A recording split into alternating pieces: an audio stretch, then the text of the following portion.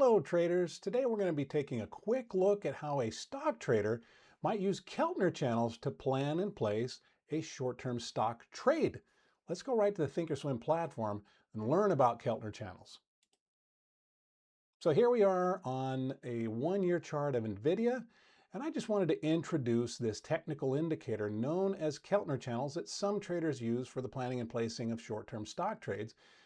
And to add the indicator, we're going to come right up here to the little flask icon, click on that, and we're going to type in Keltner for Chester Keltner's Keltner channels. So I'm going to select Keltner channels here. Let's add those to our chart.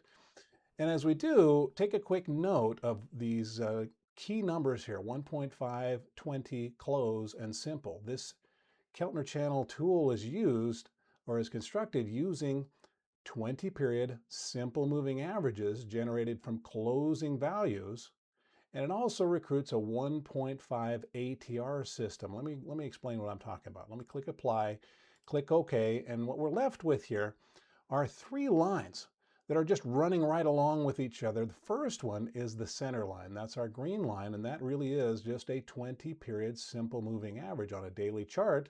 What this means is that it's plotting the changes in values over 20-period time frames on a day-to-day basis. So if you look over here to the far right, you'll notice that the value right now is at 202.21, telling us that the average closing value of NVIDIA over the last 20 days has been $202.21. And for some traders, they'll use moving averages as an indication of potential trend, but also areas of possible support and resistance. Now, a Keltner channel introduces two lines that are based on that 20-period simple moving average. The first is our upper line, our upper channel line, which is purple here, and then the second is our lower channel line, which is red in this on this platform. And these are generated starting with the 20-period simple moving average, but positioned according to what's known as an average true range, or an ATR. If you're not familiar with ATR, I'll just summarize it briefly. Basically, it looks over the last 14 days, and it gauges how much our stock, in this case NVIDIA, has traveled up or down over a typical 24-hour period. So that would be what we'd call the average true range. We might think of it as the average trading range over a 24-hour period.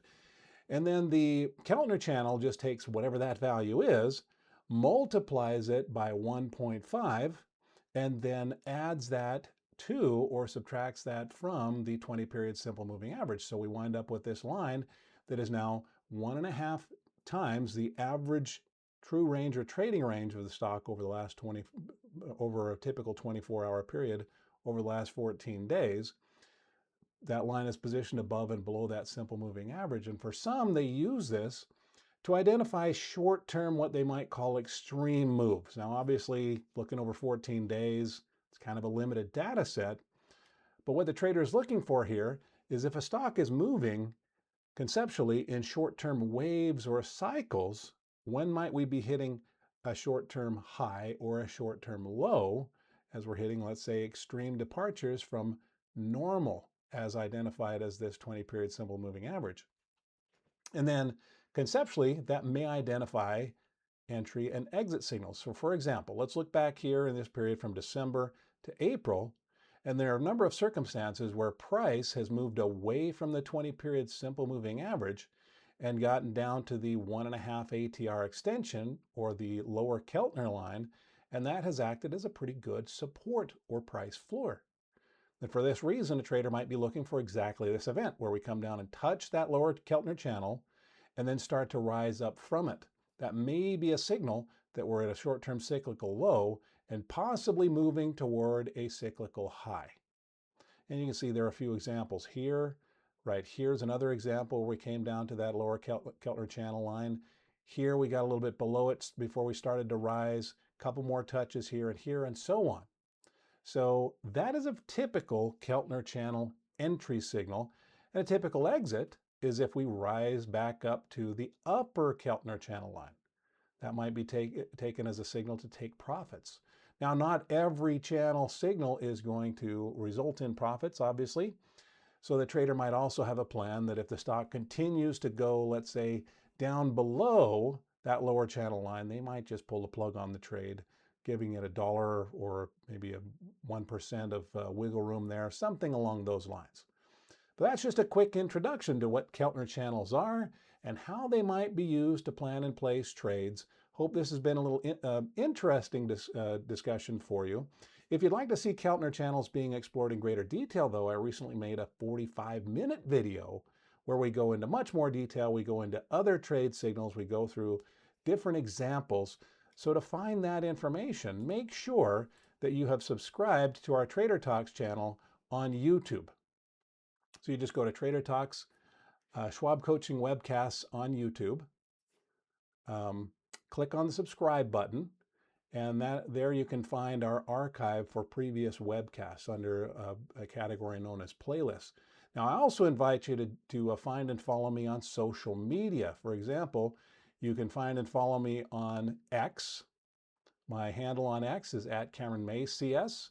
And if you reply to one of my frequent posts here, I just try to reply right back to you. You can do the same thing over on LinkedIn. Just pop over to linkedin.com/in/CameronMayCS. And if you find and follow me here, if you reply to my post there, I just try to reply right back to you. It allows for communication with me or with your other favorite Schwab presenters. All right, everybody, thanks for giving your time today. As you go, just remember this important information. This material is intended for general informational educational purposes only.